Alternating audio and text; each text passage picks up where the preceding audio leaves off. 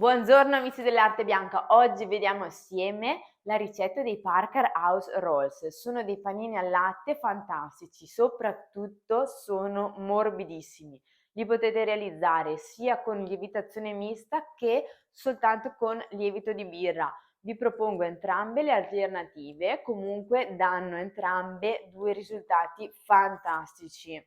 Comunque è una ricetta molto veloce che possiamo realizzare in giornata. Adesso vi spiego tutto. Sigla!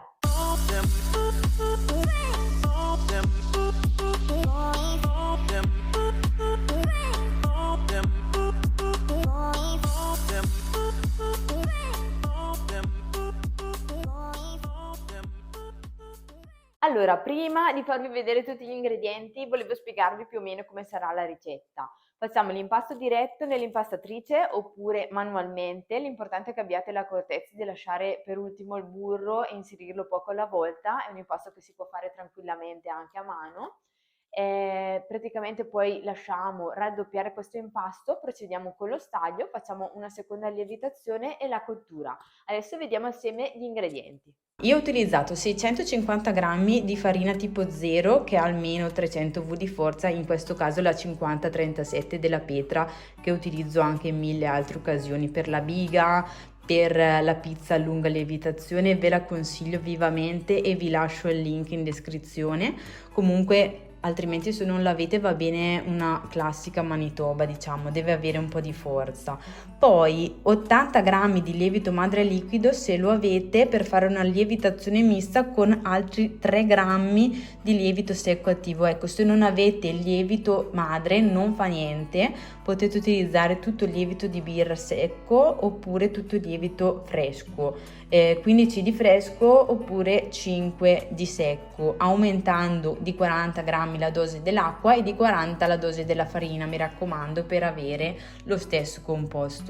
85 grammi di acqua fresca, 310 grammi di latte, 12 grammi o 2 cucchiaini diciamo di mieli, 12-15 grammi, 45 grammi di zucchero, 16 grammi di sale e 55 grammi di burro a cubetti appena tirato fuori da frigorifero, almeno io lo utilizzo così. Adesso vediamo l'impasto.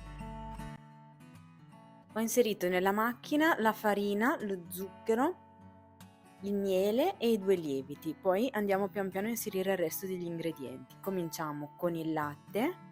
Lo inseriamo pian piano, andiamo sulla velocità 2, inizialmente inseriamo tutto il latte, poi inseriremo anche l'acqua e il sale e il burro naturalmente alla fine.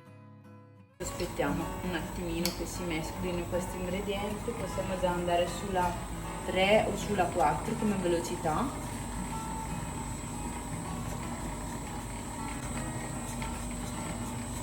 Entriamo con l'acqua da sciogliere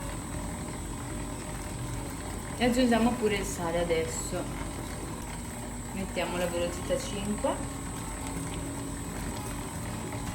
Allora, quando vedo che è ben incordato comincio ad aggiungere il burro, ma molto a piano. Ok, adesso abbassiamo un pochino sulla velocità 4 incordato e aggiungiamo il burro in 3 volte, diciamo, tutto questo burro. Io almeno con la spirale lo posso aggiungere in 3 volte, magari ecco con la planetaria fate attenzione perché si può slegare la maglia.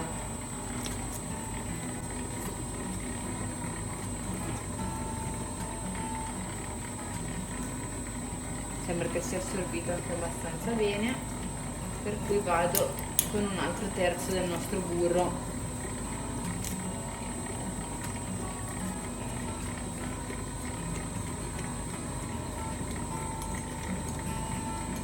A questo punto inseriamo tutto il burro.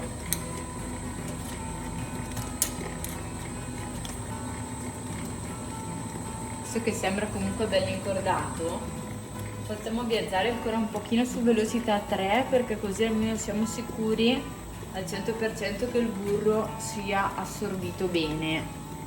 Ecco, a questo punto possiamo anche spegnere la macchina, che come vediamo comunque il burro si è sciolto completamente, la maglia è incordata, quindi non lavoriamo troppo l'impasto. Spegniamo la macchina. Allora, a questo punto dobbiamo portare l'impasto al raddoppio, quindi segnate con una riga il livello iniziale. Quando sarà doppio possiamo poi procedere con lo staglio. Lo lasciate tranquillamente o a temperatura ambiente oppure in inverno, se la avete anche la cella naturalmente può esservi utile, la impostate a 25 gradi e in 2-3 ore è pronto, altrimenti si metterà naturalmente un po' di più. Comunque dovrebbe essere raddoppiato per lo staglio.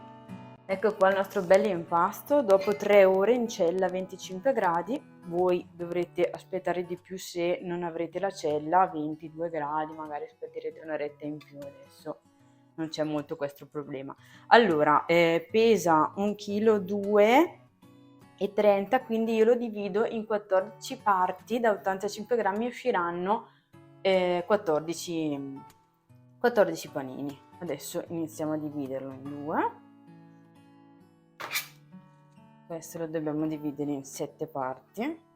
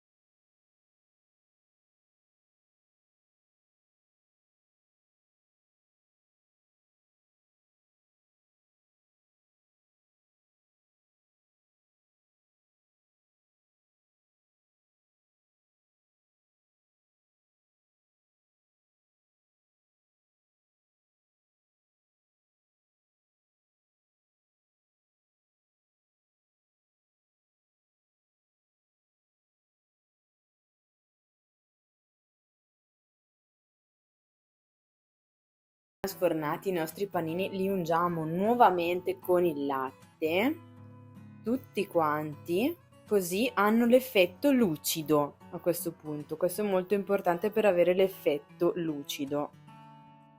E guardate un po' come si staccano. Wow! Semplicemente fantastici, ma veramente. Sono morbidissimi, guardate. Wow, sono veramente soddisfatta. Una nuvola. Questo è l'interno. Parker House Roll in versione salata e in versione dolce. Mi raccomando, mettete un like se vi è piaciuto questo video e iscrivetevi con la campanella per poter rimanere aggiornati. Nella descrizione trovate tutto, ingredienti, procedimento, non dovete scrivere nulla. Vi auguro una buona giornata, vi saluto e alla prossima.